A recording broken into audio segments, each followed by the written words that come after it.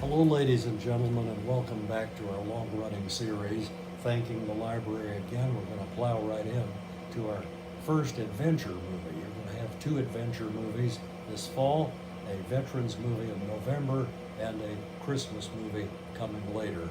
And you'll know the names of those as we go. But right now, we're talking about our September movie, Dangerous Mission.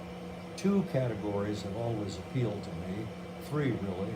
The Western, of course, and this one is not a Western, but sort of a modern day Western, filmed in the West on location is my second category, filmed entirely at Glacier National Park because it allows for so much in the way of scenery and sweep and color. And then the third thing is mysteries. So this is a mystery wrapped within a sort of Western, wrapped within an on-location film. They have all the red buses, the Grand Hotel, the glaciers, and all of it. They had to use a very few studio sets. You can't have Vincent Price fall off a real glacier. So he fell into a snowbank with mattresses, but what are you gonna do? It's Hollywood. Anyway, this concerns an interesting story, and I'll tell them why I like it. Instead of three things, I'm gonna tell you the reasons I like it in all three categories. Well, the first is filmed on location. You can't beat this movie for location and for the use of, you probably never heard of it, a suspenseful use of location. Where is the father of Betta St. John who has accidentally killed a man and is on the run? Where is he hiding? At the same time, there's another murderer loose in Glacier, known to nobody, only that they know by wire it's a paid killer. So we're watching out for the killer and the paid killer, and William Bendix of The Life of Riley plays the improbable but effective part of the chief of the park rangers. And he's the only law enforcement in the park. And they've got a murder and a potential murder on their hands. And Bendix, alone with Dennis Weaver as his chief Chester detective, his chief detective, they finally solve it. Then your star is Victor Mature, and your starlet actress, not starlet Jack, is Piper Laurie. They're okay. But the real stars are William Bendix, Vincent Price, and the location shooting. Even down to shooting, not in a set, but in the real hotel at Glacier. In the dining room, in the bar, at the gift shop, all over the place, main lobby. Those who have been there will recognize it and love it. Those who haven't will say, I gotta go there. One of the depressions of my bucket list is I never got to Glacier National Park. But I was enabled as a young person, as an older person, to watch Dangerous Mission. And I've never forgotten it, and then to make matters even better and to show you it's still in vogue, it was shown about 2 or 3 weeks ago when I was here in the hospital bed. Of course it was midnight, and of course we watched Dangerous Mission. And people are looking and saying, are you all right? I hear voices. Yes, it's William Bendix. One of them said, Dr. Rhodes, I'm only 19 years old. Young man.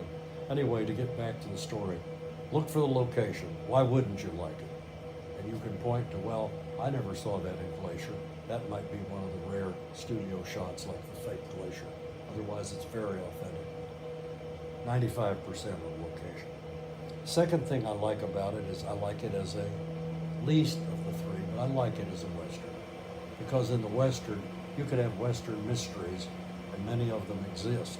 And many of them I'd love to show someday. Now what we're doing is we're talking about the Western. It's the Western elements, set in the West, thinks like a Western. Right versus wrong, good versus evil. You know, they're the red men, here are the white men. If Frank Gruber had to put it in a plot, he would probably say, if not just unconventional, he would say the Marshall story. Because eventually Victor Mature, who is not, of course, the villain, Vincent Price is the villain. You can spot him kind of easily. It's Vincent Price. Who else is it going to be?